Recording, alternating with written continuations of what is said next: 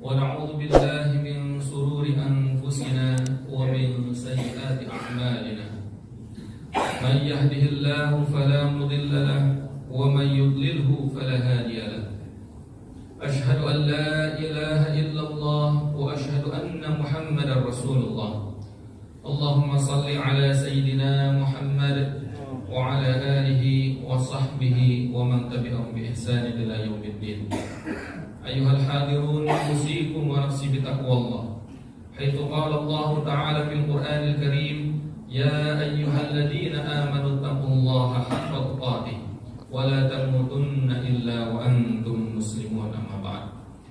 Jamaah salat Jumat yang dirahmati oleh Allah Subhanahu wa taala.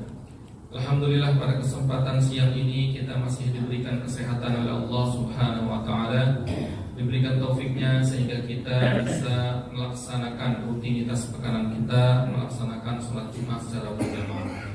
Salawat serta salam kita curahkan kepada baginda besar Nabi Muhammad sallallahu alaihi wasallam, yang mana beliaulah yang telah berjuang dengan para sahabat membawa risalah Islam ini sehingga kita pada saat ini, pada zaman ini bisa menikmati indahnya risalah Islam itu sendiri.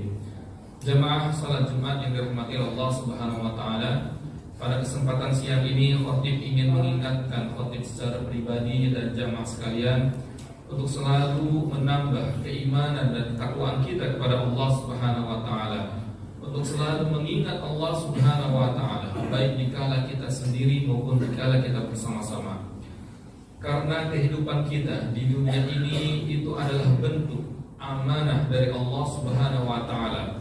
Berbagai kenikmatan yang Allah titipkan kepada kita, baik kenikmatan berbentuk kesehatan, baik kenikmatan berbentuk umur dan kesempatan, baik kenikmatan berbentuk pekerjaan, karir, kenikmatan berbentuk harta ataupun keluarga, itu semuanya adalah titipan dari Allah Subhanahu wa taala yang suatu saat nanti ketika Allah Subhanahu wa taala sudah memanggil kita dan kita dikumpulkan oleh Allah Subhanahu wa taala di akhirat kelak, kita akan dipertanyakan terkait kenikmatan-kenikmatan yang Allah titipkan kepada kita.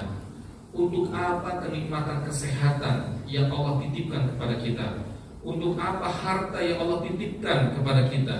Untuk apa keluarga, karir, kesempatan, umur dan lain-lainnya?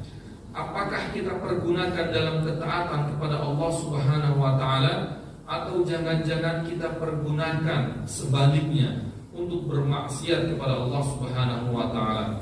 Oleh karena itu Allah telah menggambarkan, mengarahkan, membimbing kita sebagai seorang muslim bagaimana menjadi seorang mukmin yang sejati, bagaimana menjadi seorang mukmin yang totalitas beriman kepada Allah Subhanahu wa taala. Dalam surat Al-Mu'minun, awal surat Al-Mu'minun, Allah menggambarkan bismillahirrahmanirrahim. Qad aflahal mu'minun alladzina hum fi salatihim khashi'un walladzina hum 'anil lagwi mu'ridun walladzina hum liz-zakati fa'ilun walladzina hum li furujihim hafizun illa 'ala azwajihim aw ma malakat aymanuhum fa innahum ghayru malumin faman ibtagha wara'a dhalika fa ulaika humul 'adun walladzina hum li amanatihim wa 'ahdihim ra'un walladzina hum 'ala salawatihim hafizun. Dalam surat Al-Mu'minun di sini Allah menggambarkan karakteristik seorang mukmin atau hamba Allah yang saleh, yang totalitas beriman kepada Allah Subhanahu wa taala. Karakteristik yang pertama adalah alladzina hum fi salatihim khashi'un. Dialah hamba-hamba Allah Subhanahu wa taala yang mendirikan salat secara khusyuk.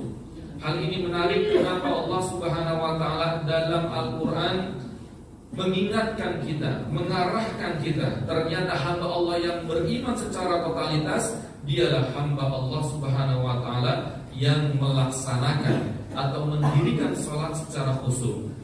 Hal ini menjadi evaluasi kita bersama. Begitu banyak muslim di dunia ini, atau mungkin kita di Indonesia, yang mendirikan salat hanya untuk menggugurkan kewajiban saja, menggugurkan kewajiban kita kepada Allah Subhanahu wa taala. Tetapi jadikanlah salat itu suatu kebutuhan. Bahkan Rasulullah sallallahu alaihi wasallam sering mengulang-ulang, "Arihna ya Bilal."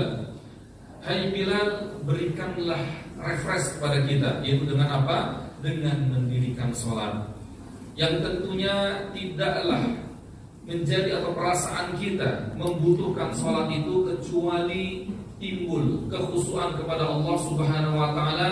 Bagaimana kita menganggap sholat itu, bagaimana kita menghadirkan hati kita, emosional kita, pikiran kita dalam mendirikan sholat itu, sehingga niscaya kita akan mendapatkan kekhusyuan dalam sholat tersebut. Inilah yang dikategorikan atau dimaksud oleh Rasulullah sallallahu alaihi wasallam al-ihsan. Apa itu ihsan? An ta'budallaha ka'annaka tarah, fa in lam takun tarah fa innahu yarak. Beribadahlah kepada Allah Subhanahu wa taala seakan-akan kita bisa melihat Allah Subhanahu wa taala. Jikalau kita tidak bisa melihat Allah Subhanahu wa taala, saksikanlah, rasakanlah, anggaplah bahwa atau yakinilah bahwa Allah Subhanahu wa taala selalu melihat gerak-gerik kita, selalu melihat ibadah kita, salat dan ibadah-ibadah yang lainnya. Karakter yang kedua, walladzina hum 'anil lagwi mu'ridun, dialah hamba-hamba Allah Subhanahu wa taala yang dapat menghindari dari larangan-larangan Allah Subhanahu wa taala dan Rasulnya. Hal ini berkorelasi, bersinergi, berkaitan dengan poin yang pertama. Karena apa? Dalam ayat Al-Quran atau dalam firman Allah yang lain, Allah telah mengarahkan kita, innas salata tanha 'anil fahsya'i wal munkar, bahwa salat itu dapat mencegah kita dari perbuatan keji dan mungkar. Yang menjadi pertanyaan, salat yang seperti apa yang dapat mencegah kita dari kemaksiatan kepada Allah? Salat yang seperti apa yang dapat mencegah kita dari perbuatan keji dan mungkar? Inilah jawabannya. Walladzina hum 'ala salatihim alladzina hum fi salatihim khashi'un. Dialah yang mendirikan salat secara khusyuk. Otomatis ketika kita sudah terbiasa sholat secara khusyuk, kita akan merasa diawasi oleh Allah Subhanahu wa taala, baik dikala kita sholat ataupun di luar sholat itu sendiri. Sehingga dengan kita merasa khusyuk di dalam sholat, kita pun akan khusyuk di luar sholat. Yang apa yang terjadi, kita akan menghindari larangan-larangan Allah, kita akan terhindar dari maksiat-maksiat kepada Allah Subhanahu wa taala. Walladzina hum lizakati fa'ilun. Karakteristik yang ketiga adalah dialah hamba Allah Subhanahu wa taala yang selalu menunaikan zakatnya. Hal ini menarik, kenapa Allah Subhanahu wa taala mengingatkan kita poin yang ketiga dari ciri seorang mukmin yang totalitas kepada Allah Subhanahu wa taala. Ternyata dia soleh kepada Allah Subhanahu wa taala, dia pun soleh secara sosial. Dia selalu membayar zakat fitrahnya, dia membayar zakat malnya, dia membayar zakat perdagangannya, dia membayar zakat peternakannya, dia membayar zakat pertaniannya dan zakat-zakat yang lainnya. Karena apa? Walladzina hum lizakati fa'ilun. Karena dia meyakini bahwa segala harta yang dititipkan kepada Allah Subhanahu wa taala itu ada hak-hak orang-orang fakir miskin. Walladzina hum li furujihim hafizun. Yang keempat adalah karakteristik yang keempat adalah dialah hamba-hamba Allah Subhanahu wa taala yang dapat menjaga kemaluannya. Hal ini menarik, Allah mengingatkan kita, Allah telah menciptakan kita, Allah mengetahui potensi positif daripada kita, makhluk Allah atau ciptaan Allah Subhanahu wa taala. Dan Allah juga mengetahui potensi buruk dari kita sebagai manusia, sebagai makhluk Allah Subhanahu wa taala. Ternyata potensi buruk kita, potensi jelek kita adalah hal-hal yang berkaitan dengan seks. Bagaimana kalau kita lihat pada zaman sekarang, LGBT menyebar di mana-mana, bukan hanya saja di Indonesia, di dunia, bahkan dilegalkan oleh negara-negara tertentu berkaitan dengan LGBT ini. Laki-laki menyerupai perempuan, perempuan menyerupai laki-laki, bahkan laki-laki menyukai laki-laki atau perempuan menyukai perempuan. Di mana fitrah? Di mana fitrah bahwa laki-laki menyukai perempuan atau perempuan menyukai laki-laki? Fitrah ini hilang dengan adanya LGBT, dengan adanya seks bebas dan lain-lainnya. Oleh karena itu, ini adalah PR kita bersama, bagaimana kita menjaga bangsa kita tercinta ini. kita menjaga keluarga kita dari hal-hal yang berkaitan dengan seks bebas dan LGBT ini. Illa ala azwajihim aw ma malakat aymanuhum fa innahum ghairu malumin. Tentunya Allah Subhanahu wa taala mengetahui bahwa kita sebagai makhluk tentunya memerlukan yang berkaitan dengan seks. Oleh karena itu Allah mensyariatkan pernikahan dalam syariat Islam tersebut.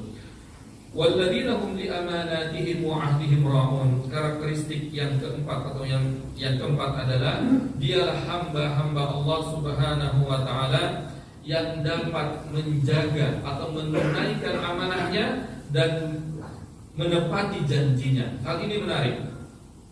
Para ulama mengatakan ketika kita ingin melihat kesolehan orang tertentu, melihat bagaimana hubungan dia kepada Allah Subhanahu wa taala, lihatlah bagaimana hubungan dia dengan manusia. Ketika ada seorang muslim, dia menunaikan amanah kepada orang lain sesama manusia, dia menepati janjinya kepada sesama muslim, saksikanlah dia pun akan menunaikan amanah kepada Allah Subhanahu wa taala, dan dia pun akan menepati janjinya sebagai hamba kepada Allah Subhanahu wa taala. Akan tetapi sebaliknya, ketika kita mendapati teman kita, keluarga kita, tetangga kita, seorang muslim yang tidak dapat menjaga amanahnya dan dia juga tidak menepati janjinya, saksikanlah begitulah hubungan dia kepada Allah Subhanahu wa taala. Dia tidak dapat menepati janjinya dan dia juga tidak dapat menunaikan amanah kepada Allah Subhanahu wa taala. Yang terakhir, walladzina hum ala shalawatihim yuhafizun. Dialah hamba-hamba Allah Subhanahu wa taala yang selalu mendirikan salat tepat pada waktunya. Inna salata kanat 'alal mu'minina kitaban mawquta. Bahwa salat itu sudah ada terminalnya. Waktu subuh sudah ada waktunya tersendiri. Salat zuhur, asar, maghrib dan isya sudah ada waktunya tersendiri. Ini menjadi evaluasi kita bersama. Terkadang kita menduakan salat, terkadang kita mentinggalkan salat. Ada aktivitas-aktivitas berdagang kita, aktivitas-aktivitas mungkin pendidikan di sekolah kita, dan kita menduakan salat itu. Tapi jadikanlah bahwa salat itu adalah salat atau waktu yang prioritas. Salat itu adalah menjadi sumber kita. Oleh karena itu, poin yang terakhir ini adalah berkorelasi dengan poin yang pertama, yaitu alladzina hum fi sholatin khashi'un. Dialah hamba-hamba Allah yang dapat khusyuk salatnya kepada Allah, dan dia pun akan dapat salat 5 waktu sesuai dengan waktu-waktunya. Bahkan dalam hadisnya Rasulullah sallallahu alaihi wasallam menggambarkan wasyabun wa qalbuhu muta'alliq bil masajid. Dialah para pemuda dari salah satu golongan, 7 golongan. Salah satunya atau yang mendapatkan naungan arsy Allah Subhanahu wa taala ada 7, dan salah satu golongan tersebut adalah segolongan para pemuda yang hatinya selalu bergantung kepada masjid. Para ulama mengatakan apa ini maksudnya? Maksudnya adalah dia selalu menjaga sholat 5 waktunya pada waktu-waktunya. Dia tidak menduakan sholat, dia tidak mentinggalkan sholat, dia selalu hatinya, pikirannya bergantung kepada masjid karena waktu-waktu sholat di sini. Mudah-mudahan Allah Subhanahu wa taala selalu membimbing kita, mengarahkan kita untuk selalu menjadi hamba-hamba Allah yang saleh, untuk menjadi hamba-hamba Allah yang beriman secara totalitas kepada Allah Subhanahu wa taala. Barakallahu li wa lakum fil Qur'anil Karim wa nafa'ani wa iyyakum bima fihi minal ayati wadh dzikril hakim. Astaghfirullah li wa lakum wa lisairil muslimin wal muslimat fastaghfiru innahu huwal ghafurur rahim. Nahmaduhu wa nasta'inuhu wa nastaghfiruh wa na'udzu billahi min shururi anfusina wa min sayyiati a'malina. Man yahdihillahu fala mudilla lahu wa man yudlilhu fala hadiya lahu. Asyhadu an la ilaha illallah wa asyhadu anna Muhammadar Rasulullah. Allahumma salli ala sayyidina Muhammad wa ala alihi wa sahbihi wa man tabi'ahum bi ihsan ila yaumiddin. Ayuhal hadirun, usikum wa nafsi bitaqwallah. Haitsu qala Allah ta'ala fil Qur'anil Karim, ya ayyuhalladzina amanu taqullaha haqqa tuqatih wa la tamutunna illa wa antum muslimun. Amma ba'd. Jamaah salat Jumat yang dirahmati Allah Subhanahu wa taala. Pada khutbah yang kedua ini, khatib ingin menyimpulkan inti daripada khutbah yang pertama. Intinya adalah bagaimana kita memaksimalkan potensi kenikmatan-kenikmatan yang Allah titipkan kepada kita semaksimal mungkin untuk ketaatan kepada Allah Subhanahu wa taala. Bahwa harta kita akan kita tinggalkan, umur kita terbatas dan kita akan dipanggil oleh Allah Subhanahu wa taala. Keluarga kita yang kita bangga-banggakan kita akan tinggalkan. Seluruh kenikmatan yang kita dapatkan di dunia ini itu akan tinggalkan ketika Allah Subhanahu wa taala sudah memanggil atau mencabut nyawa kita. Oleh karena itu, khatib mengingatkan para pribadi dan jamaah sekalian, mari kita memaksimalkan segala kenikmatan-kenikmatan yang Allah titipkan kepada kita untuk menjadi hamba-hamba Allah yang soleh, beriman secara totalitas ataupun hambaan kepada Allah Subhanahu wa taala. Kita pergunakan harta kita untuk beribadah kepada Allah Subhanahu wa taala. Kita pergunakan umur kita, kesempatan kita untuk beribadah totalitas kepada Allah Subhanahu wa taala. Kita pergunakan kesempatan umur untuk totalitas beribadah kepada Allah Subhanahu wa taala. Karena kita tidak tahu kapan Allah Subhanahu wa taala akan memanggil kita. Kita berdoa kepada Allah tentunya ketika kita diarahkan, dibimbing, ditaufikkan oleh Allah Subhanahu wa taala seperti ini, kita akan mendapatkan warisan dari Allah Subhanahu wa taala. Ulaika humul warithun alladzina yarithuna al-firdausa hum fiha khalidun. Kita akan mendapatkan warisan surga Firdaus dari Allah Subhanahu wa taala. Bahkan kata Rasulullah SAW, bagaimana surga itu? Mada ainun ra'at wala udhun sami'at wala khatara ala qalbi bashar. Itulah surga yang tidak pernah dilihat oleh satu makhluk pun di dunia ini. Tidak pernah terdengar bagaimana kenikmatannya oleh satu makhluk pun di dunia ini. Dan tidak pernah terbesit bagaimana kenikmatan yang sesungguhnya oleh salah satu makhluk pun di dunia ini. Adapun yang ada dalam Al-Quran dan hadis itu mendekatkan kepada pemahaman kita terkait bagaimana surga itu. Tetapi surga yang sebenarnya begitu luar biasa daripada Allah Subhanahu wa taala. Mudah-mudahan kita semua diarahkan, dibimbing oleh Allah Subhanahu wa taala untuk menjadi hamba Allah yang saleh, menjadi hamba Allah yang beriman secara totalitas kepada Allah Subhanahu wa taala, dan Allah mentaufikkan kita untuk mendapatkan husnul khatimah. Sebelum berdoa, marilah kita beristighfar kepada Allah Subhanahu wa taala. Mudah-mudahan dengan istighfar ini Allah mengangkat segala problematika yang ada di negeri tercinta kita ini.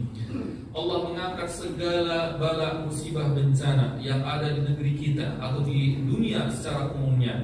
Dan Allah memasukkan kita kepada dalam hamba-hamba Allah yang saleh. Astaghfirullahaladzim, astaghfirullahaladzim, astaghfirullahaladzim. Hamdan na'imin, hamdan syakirin, hamdan yuwafi ni'amahu wa yukafi'u mazidah. Ya Rabbana lakal hamdu kama yanbaghi li jalali wajhikal karim wa 'azimi sultanik. Rabbana ighfir lana dhunubana wa israfana fi amrina wa thabbit aqdamana wansurna 'alal qawmil kafirin. Allahumma ighfir lil muslimin wal muslimat wal mu'minin wal mu'minat al ahya'i minhum wal amwat. Allahumma la tahmil 'alaina isran kama hamaltahu على الذين من قبلنا ربنا ولا تحملنا ما لا طاقة لنا به واعف عنا واغفر لنا وارحمنا أنت مولانا فانصرنا على القوم الكافرين اللهم ادفع عنا الولاء والبلاء والوباء والفحشاء والمنكر والسيوف المختلفة وشدائد المهن ما ظهر منها وما بطن من بلدتنا خاصة ومن بلدان المسلمين عامة يا أرحم الراحمين ربنا آتنا في الدنيا حسنة وفي الآخرة حسنة وقنا عذاب النار سبحان ربك رب العزة عما يصفون وسلام على المرسلين والحمد لله رب العالمين يا عباد الله إن الله يأمر بالعدل والإحسان وإيتاء ذي القربى وينهى عن الفحشاء والمنكر والبغي يعظكم لعلكم تذكرون فاذكروا الله يذكركم واشكروا على نعمه يزدكم